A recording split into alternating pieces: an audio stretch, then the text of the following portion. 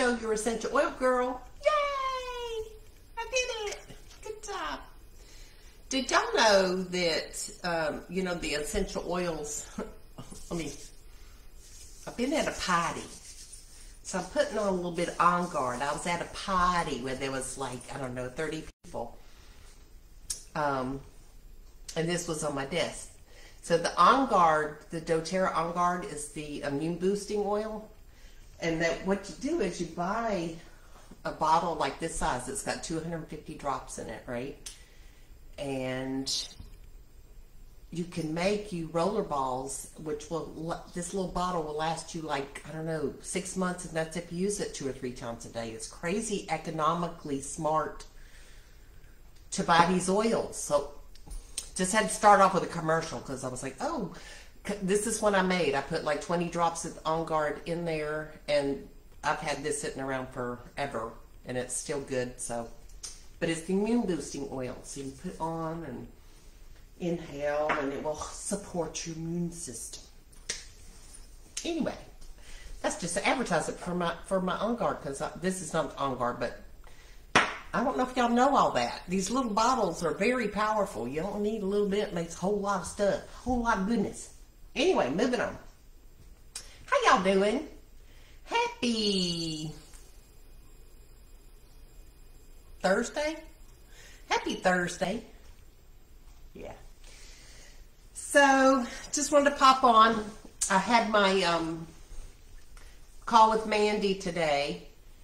And this is the gal that's helping us learn how to, you know, sell online and learn how to do all that stuff. And she had, the class started at 1 o'clock Eastern time, and that girl went to 4 o'clock just straight, just answering questions. And I'm like, and she's just amazing. I mean, she's 100% committed to making sure that we all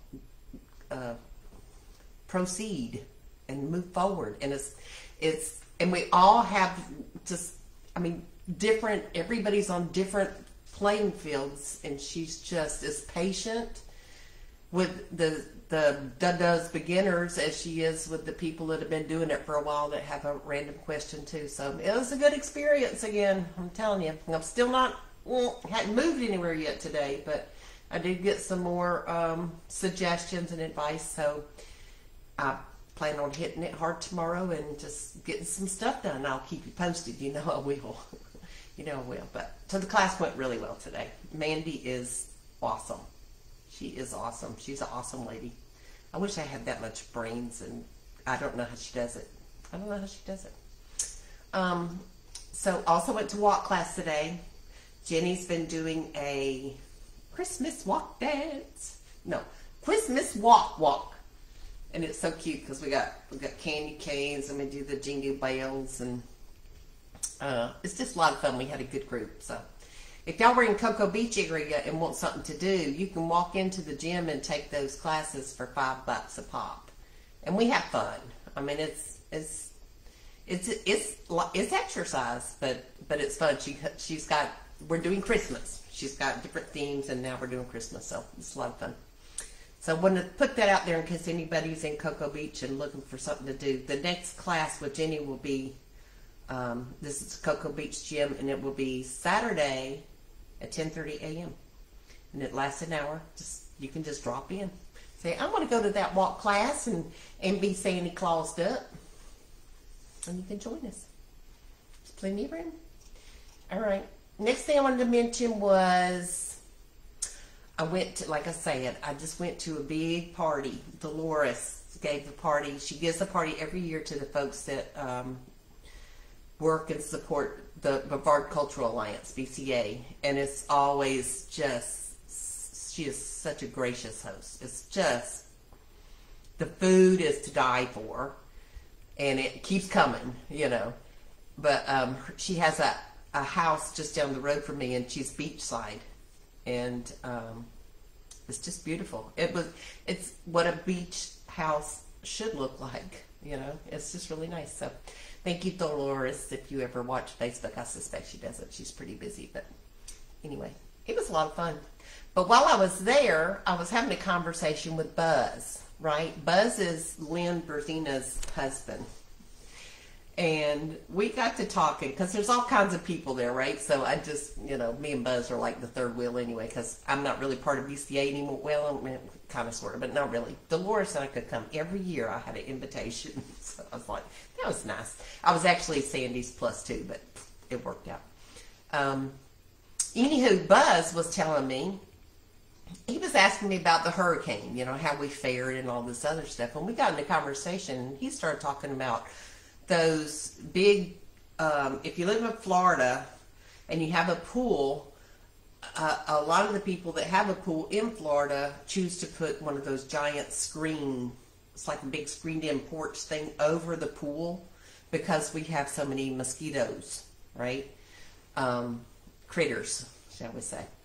And so you still get the sun, but it's through the screen and da-da-da-da-da, right? Well, I hadn't thought about this, and I wonder if people know this, because I have never heard of it before.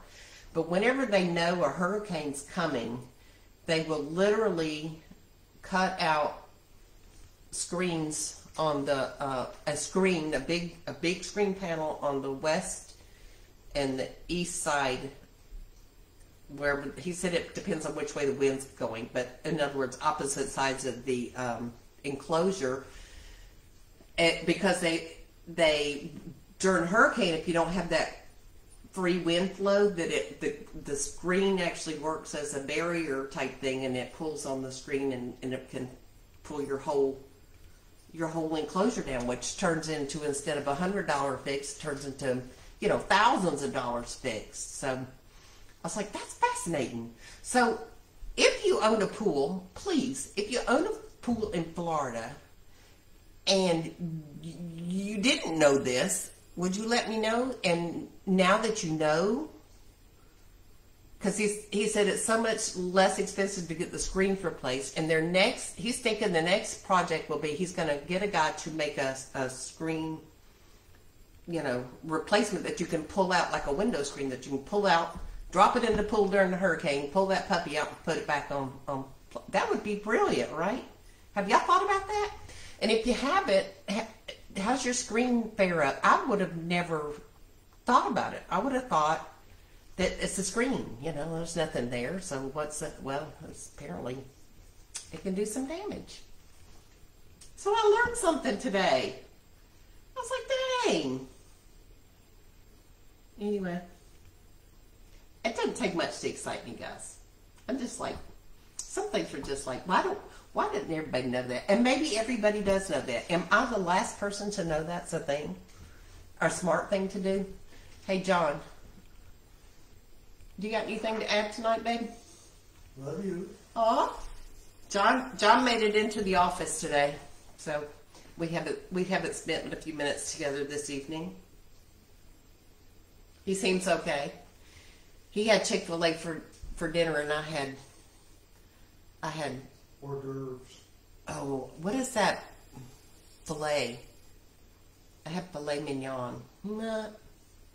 Yeah. So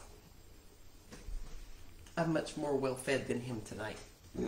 So anyway. All right, kids. If y'all think of any other storm things, because I thought that was brilliant. Yeah. Pretty cool. All right, kiddos, that's all I got. So if you have a screen door, and also I posted a few minutes ago a thing talking about strokes. There's 4 ways. If you didn't take time to read it, the story is a lady stumbled at a barbecue. They went to a barbecue and she stumbled and fell, and they all picked her up. She said she was fine and embarrassed and all that other stuff, and nobody thought anything about it. They got her cleaned up and fine, didn't want to go to the hospital or anything. Well, the husband called like 3 or 4 hours later and said she had died of a stroke. She had had a stroke. And the deal is, if you have a stroke and you catch it within like the first 3 hours, you can totally reverse the damage from a stroke if you know what to look for. So one of the things is have a person say a sentence, a coherent sentence. Make sure they can have a conversation. One is make sure they can raise both of their arms in the air, all the way up. Because if you can't, that's the sign of a stroke. Stick your tongue out. If your tongue leans to one side, that's a sign of a stroke. And the other is smile. If you smile, cheese, and one side droops, then that's a sign of a stroke. So y'all need to know that, especially around the holidays, because people, I don't know if strokes are more around the holidays or not, but you're going to be around a lot of people, and people, especially us older people, if we trip and fall, we don't want you to make any big deal about it. It's embarrassing, right? But now you know the 4 different signs to watch for, so just kind of take a second, and it may be nothing, and don't tell them what you're doing even. I mean, if you're concerned that they'll be embarrassed even more, just say something, make them smile, and see if they're, because it droops. Smile, tongue, if it goes to one side or the other. If they can't raise both arms in the air over their head, or have a sentence. If they can't speak a coherent sentence. Bobby is going to the store tomorrow for some eggs.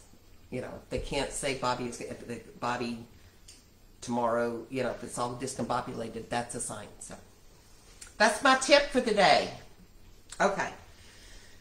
Y'all pay attention. Y'all pay attention. It don't have to be family. It can be anybody. So just do your good deed and keep your eyes peeled, because we got to help each other, right? All right, kiddos. I love you. I will talk to you tomorrow.